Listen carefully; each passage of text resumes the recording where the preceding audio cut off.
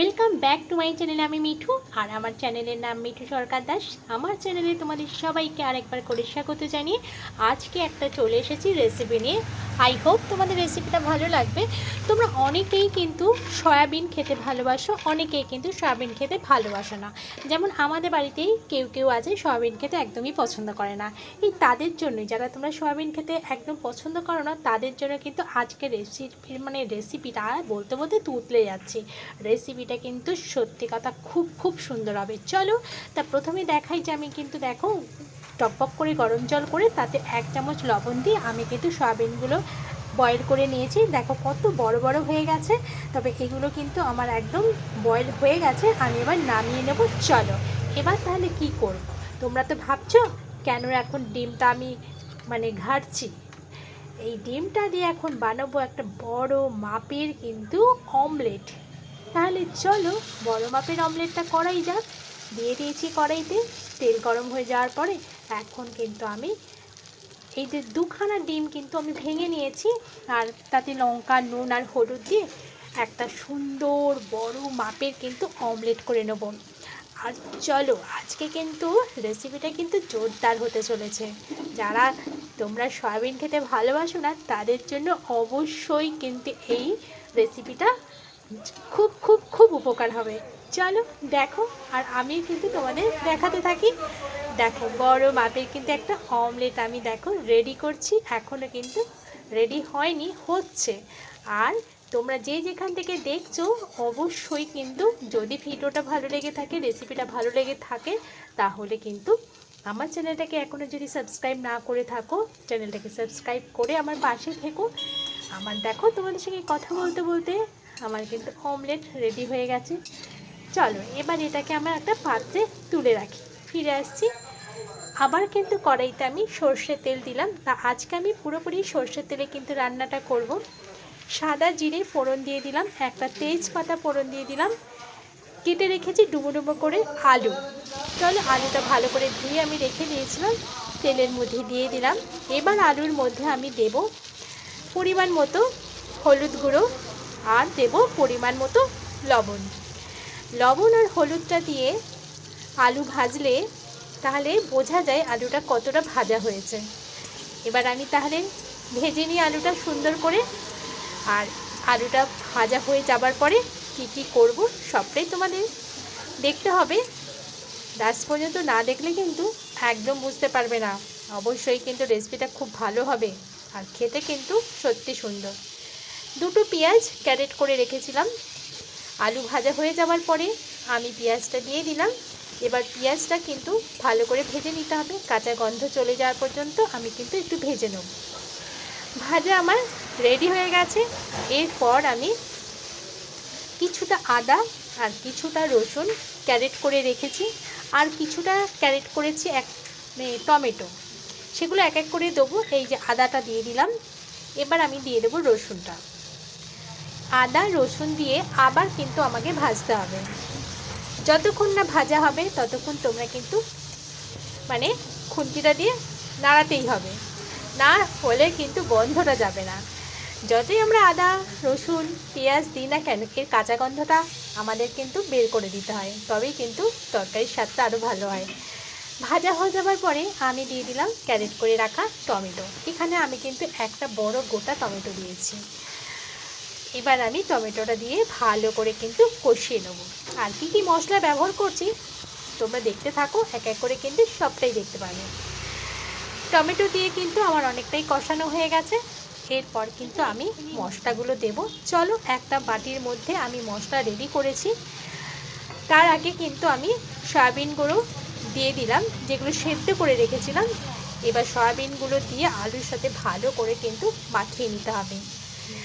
আর ওদিকে কিন্তু বাটির মধ্যে আমি অল্প একটু জিরের গুঁড়ো আর অল্প ধনে গুঁড়ো আর অল্প কাশ্মীরি লঙ্কা, ওটাকে কিন্তু আমি একটা বাটির মধ্যে জল দিয়ে একটা পেস্ট তৈরি করে রেখেছি। তোমরা আলাদা আলাদা দিতেও পারো, আর পেস্ট করে রাখলে সুবিধে হয়। এই দেখো তোমাদের সাথে কথা বলতে বলতে সয়াবিন দিয়ে আলু দিয়ে সব কিন্তু আমার কষানো দেখো অনেকটাই হয়ে গেছে। এবার চলো তো আমি কিন্তু এই পেস্ট নিয়ে আসি।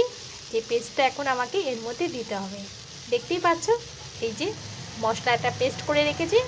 এবার চলো এর মধ্যে কিন্তু আমি দিয়ে দিই। দেখতে যতটা সুন্দর হচ্ছে খেতে কিন্তু ভীষণ সুন্দর হবে। তবে তোমরা যখন সয়াবিনটা সেদ্ধ করবে তখন কিন্তু 1 চামচ লবণ দিয়ে জলের মধ্যে সেদ্ধ করবে, তাহলে এই সয়াবিনের মধ্যে কিন্তু লবণটা ঢুকে যাবে তখনই, তাহলে খেতে আরও বেশি ভালো লাগে। লবণটা না ঢুকলে একদমই ভালো লাগে না। যাই হোক, মশলার পেস্টটা দিয়ে দিলাম। এবার কিন্তু আমাকে ভালো করে কষিয়ে নিতে হবে। প্রায় 5 মিনিট আমাকে কষাতে হবে। যত কষাবো তরকারির তত টেস্ট হয়, সবাই জানো। অনেকে কিন্তু তোমরা গরম জল ব্যবহার করো, তবে আমি কিন্তু এখানে গরম জল ব্যবহার করিনি। তোমরা চাইলে গরম জল কিন্তু এখানে ব্যবহার করতেই পারো। বাটি ধুয়ে আমি কিন্তু জলটা দিয়ে দিলাম। জলটা দিয়ে আবার কিন্তু 2 সেকেন্ড কষাবো, কষিয়ে নিই। আর তোমাদের কি ভালো লাগলে অবশ্যই কিন্তু একটা কমেন্ট করো। আর বেশি ভালো লাগলে তাহলে তোমাদের বন্ধুবান্ধব আত্মীয় স্বজনের কাছে কিন্তু শেয়ার করে দিতে পারো। রেডি হয়ে গেছে কষানো। জলটা দেখো শুকিয়েও গেছে, যেটুকুনি আমি জল দিয়েছিলাম সেটুকুনি কিন্তু শুকিয়ে গেছে। আর আজকে রান্নাটা কিন্তু আমি রাতে করছি। চলো এবার আমাকে পরিমাণ মতো জল দিতে হবে। নিয়ে আসি চলো জলটা। চলে এসেছি আমি জল নিয়ে। এবার আমি জল দিয়ে দেবো। তোমরা কিন্তু দেখতে থাকো আর আমার সঙ্গে থাকো। পরিমাণ মতো কিন্তু এবার আমি জল দিচ্ছি, তবে এটা ঠান্ডা জল দিচ্ছি, কিন্তু গরম জল দিও। গরম জল দিলে সবাই বলে একটু টেস্ট হয়। আমি দিই কখনো কখনো, আবার কখনো কখনো দিই না। জল দিয়ে ভালো করে কিন্তু খুন্তিটা দিয়ে সুন্দর করে কড়াইটা পরিষ্কার করে এবার আমি এটাকে ঢাকা দেব। তার আগে আরও দুটো জিনিস দেওয়ার আছে, সেগুলো কিন্তু দিয়ে তারপরে কিন্তু আমি ঢাকা দেব। চলো সেগুলোকে আমি নিয়ে আসি। আর এর মধ্যে কিন্তু একটু মিষ্টি দিতে হবে। তা আমি মিষ্টির জন্য কিন্তু এখানে দেব হচ্ছে একটু গুড়। অর্গ্যানিক গুড়টা আমি এখানে যেহেতু ব্যবহার করি সেই জন্য একটু গুড় দিলাম। তোমরা চিনি চাইলে চিনি দিতে পারো, যে যে মিষ্টি খাও সেই মিষ্টিটা দিতে পারো। আর কেটে রাখা কাঁচা লঙ্কাগুলো দিয়ে দিলাম। এবার আমি ঢাকা দিয়ে দিলাম 10 মিনিটের জন্য রান্না হতে দেবো।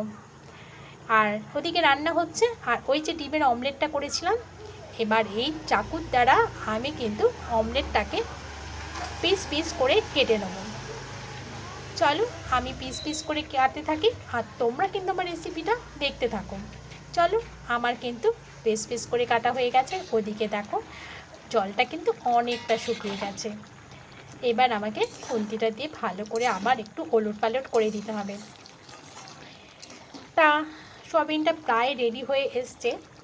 আর তোমরা চাইলে কিন্তু গরম মশলা দিতে পারো। আমি কিন্তু এখানে গরম মশলা ইউজ করবো না। অনেকে ঘি দেয়, ঘিও আমি ইউজ করবো না। আমি খুব কম তেলে কিন্তু আজকে এই রান্নাটা করেছি। কম মশলা কম তেল দিয়ে কিন্তু আমার এই রান্নাটা কিন্তু খেতে দুর্দান্ত। সব কিন্তু আমি এবার কেটে রাখা ওই যে অমলেটগুলো রেখেছিলাম সেগুলো কিন্তু আমি দিয়ে দিলাম। দেখো ঝোলের মধ্যে দিয়ে এবার খুন্তিটা দিয়ে একটু ভালো করে ওলট পালট করে দিচ্ছি। প্রায় রেডি হয়ে এসছে। ঝোলটা কিন্তু আমি একটু শুকিয়ে নেবো, গ্রেভি বেশি থাকবে না, একদম কিন্তু মাখো মাখো হবে। রেডি হয়ে গেছে আমার। দেখো আমি কিন্তু একটা কাচের বোল নিয়ে চলে এসেছি, আর এই কাচের বোলের মধ্যে আমি কিন্তু এবার সার্ভ করছি। দেখতে দেখো কতটা সুন্দর হয়েছে না? আর আমি তো খাওয়ার পরে তোমাদের সঙ্গে শেয়ার করছি, তা খেতে কিন্তু বেশ ভালো হয়েছিল। আর তোমাদের দাদাভাই এরকম সয়াবিন করলে তবে কিন্তু ও খুব ভালোবাসে। তোমরা যারা সয়াবিন খাও না, এরকম ডিম দিয়ে সয়াবিনটা বানিয়েও, সত্যি খুব সুন্দর খেতে হয়। আর ডিম তো সবাই খুব পছন্দ করে, বলো? ডিম না হলে আমাদের ডিম যদি যেরকমই হোক না কেন, অমলেট সেদ্ধ যাই হোক না কেন, সবাই খুব পছন্দ করি আমরা। সেই জন্য সয়াবিন যারা পছন্দ করো না, একটু ডিম দিয়ে দিও, আর সবাই চেটে পুটে খাবে। কেমন লাগলো আমার রেসিপিটা অবশ্যই কিন্তু কমেন্ট করে জানিও। তাহলে আজকের মতো আমি এবারে রেখে দেবো। ফিরছি পরে আবার একটা কোনো রেসিপি কিংবা কোনো ব্লগ। সবাই ততক্ষণে ভালো থেকো। Tata, take care.